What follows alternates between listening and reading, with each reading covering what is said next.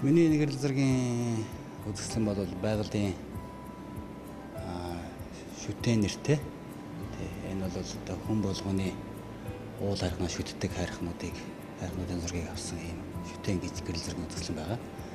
Энэ хайрхнууд бол урд нь бол ийм хэлбэрээр бол урд нь ер нь гарч байгаагүй. Тэгээ энэ ямар хэлбэрээр гарсан гэхээр урт буюу нөгөө дэлгэмэл одоо фото гэж ярьж байгаа. Дэлгэмэл фото панорам гэж хэлдэг. Ийм хэлбэрээр гарч байгаараа бусад үзэсгэлэнүүдээс ялгаатай л да.